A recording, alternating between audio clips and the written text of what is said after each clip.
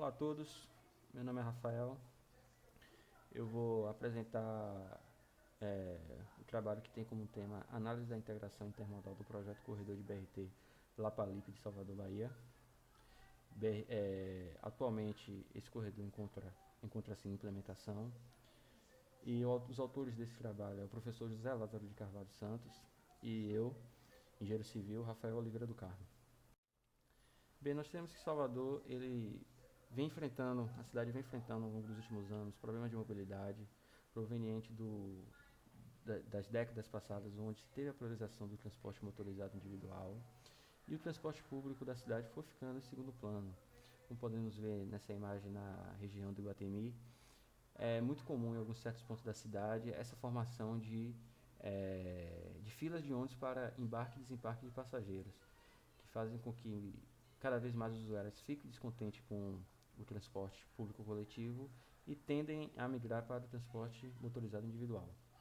A Política Nacional de Mobilidade Urbana ele veio para reverter essa situação, de forma que se tenha a priorização do transporte público coletivo, de forma que ela obriga que os municípios eles tenham um plano de mobilidade para a cidade, de forma que diminua as viagens que utilizam automóveis, também que atenda a toda a acessibilidade e mobilidade da população, garantindo também a segurança, o conforto e também que seja de baixo custo, que seja acessível a todas as camadas da população. E que principalmente que sejam sistemas integrados, tanto sistemas não motorizados como os motorizados coletivos, o modo a pé, o modo da bicicleta, com os modais como o ônibus, o próprio BRT e o metrô, de forma que se tenha uma rede integrada, eficaz e atrativa para os usuários. Esse trabalho é fruto de um trabalho de conclusão de curso, de graduação. Ele é uma pesquisa exploratória com aplicação de método comparativo do BRT de Salvador com o BRT de outras cidades. E essa comparação é feita com levantamentos bibliográficos sobre planos, projetos e diagnósticos da própria cidade de Salvador e dessas cidades que possuem esses BRTs. Então, falando brevemente sobre o sistema de BRT, o sistema BRT é um sistema que ele é superior ao transporte público de ônibus tradicional, pois ele segrega os ônibus com uma via exclusiva, não tendo interferência de, de automóveis, de pedestres ou de ciclistas. Ele tem também um sistema operacional mais eficaz, que onde a tarifa ela é pré-paga e os usuários eles embarcam e desembarcam em nível, agilizando esse processo. E a principal característica dele é que ele é bem flexível, ele pode ser adaptado a cada realidade de cada município. Então, devido a isso, ele tem diversos níveis de definição. Tem chamado desde o BRT completo até o BRT leve.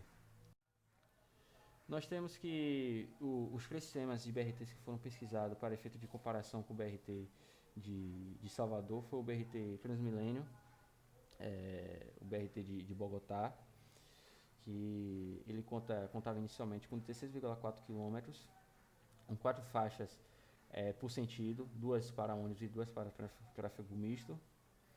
E ele veio melhorando aspectos ambientais, sociais, diminuindo o tempo de viagem, de acidente e até o custo do sistema. Já o Transcarioca, ele faz parte de uma rede de BRTs da cidade do Rio de Janeiro, que ao total tem 145 km. O BRT Transcarioca possui 39 km de extensão, ligando o aeroporto do Galeão ao terminal da Alvorada, contando ao longo 45 estações. E temos também o BRT Móvel, o BRT de Belo Horizonte, que conta com um bom sistema operacional, que é referência, e que trouxe também diversos benefícios para o transporte da cidade, para a mobilidade. Bem, falando agora sobre o sistema de BRT de Salvador, nós temos que o BRT de Salvador vai ligar duas regiões importantes da cidade, centros financeiros, Lapa e Iguatemi, que são que, que partem dela diversos percursos de ônibus, diversas viagens partem delas. E ela vai ter no total 8,6 km de extensões, além de ter 9 estações ao longo dessa ligação, ela vai ter também uma estação ligando ao bairro da Pituba. 4 dessas estações vão ser apoiadas e 5 vão ser elevadas. Atualmente está em implementação a parte da Garibaldi ao Iguatemi. Essa parte vai contar com 3 viadutos. Esse traçado foi escolhido porque se aproveitou o canteiro central e também não foi previsto desapropriações ao longo do traçado. O sistema do BRT de Salvador, essa imagem aí é do que está atualmente em implementação, que conta com esses viadutos. Esses viadutos eles vão contemplar tanto o BRT como o automóvel. São 2 faixas de fluxo contínuo para o automóvel e uma para o BRT. E esses BRT e esses elevados, eles consumiram boa parte dos recursos previstos para essa primeira parte, mais de 50% de mais de 200 milhões de reais. Teremos também a faixa 1 e 2, que serão faixas para retorno e para acesso lateral. E podemos ver também na imagem as estações. O sistema ele vai ter 3 tipos de linhas aparadora, a expressa e semi-expressas, e essas ultrapassagens vão ocorrer durante as estações. Nós temos o quadro comparativo, onde trazemos a integração desses sistemas de BRTs com ônibus, com metrô, com modo a pé e com a bicicleta. O BRT Transmilênio se destacou com a sua ligação com a bicicleta. Ele possui uma rede de ciclovias com mais de 374 km de extensão, com estacionamentos que ficam dentro das estações. A sua integração com o modo a pé também é muito boa, possui estruturas agradáveis. Ele possui também a integração física com os ônibus urbanos. O BRT Transcarioca possui também integração com ônibus com metrô por meio do bilhete único carioca, mas entretanto ele não tem uma boa integração com o modo a pé e com o modo bicicleta. Com o modo a pé ele não possui estruturas seguras e com o modo bicicleta ele não possui ciclovias, rede de ciclovias ao longo do traçado. Já o BRT Move, ele se destaca com a integração com o modo a pé. Ele consegue atender com um raio de 1 km a partir do seu traçado, ele consegue atender 10% da população com apenas utilização da caminhada. Possui também integração com ônibus, com metrô. Entretanto, com a bicicleta não possui uma rede. Apenas tem ciclovias no centro da cidade que as pessoas utilizam apenas nos sábados e domingos e feriados, apenas em questão de lazer.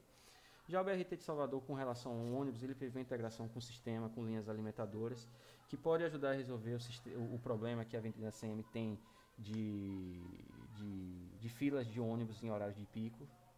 Nós temos que essa ligação, a integração com o metrô é prevista na estação da Lapa e da rodoviária. Entretanto, o estudo de demanda do BRT ele tem um ano base de 2013. E nesse ano ainda não tínhamos metrô em Salvador, o metrô ainda não funcionava, o metrô começou a funcionar a partir de 2014. Então, não se sabe ao certo se o BRT ele vai ter essa capacidade de suportar a demanda proveniente do metrô. Já o modo a pé não são previstas estruturas são previstas apenas estruturas de acessos com faixas de pedestres e passarelas. Entretanto, não são previstas no seu entorno, porque ao longo do corredor são presentes bairros com alta declividade e que possuem, segundo o Plamob, baixa integração com o transporte, com a rede de transporte da cidade. E também com a bicicleta não são prevista uma rede, apenas prevista umas ciclovias ao longo do corredor. O que pode afastar, apesar de previsto estacionamentos nas estações, mas a Avenida Vasco da Gama, que está no traçado do BRT, é uma das estações, segundo o Plamob, que tem um maior índice de acidentes envolvendo ciclistas. Bem, para finalizar, nós temos que o BRT Salvador Lapa-Lipe, em seus investimentos, ele de certa forma prioriza também o transporte individual, o automóvel, já que é previsto 2 faixas de trânsito contínuo nos elevados, que pegou boa parte dos investimentos. Já também faltam também medidas para o transporte não motorizado ao longo do corredor, como a bicicleta e com o modo a pé. Então é isso.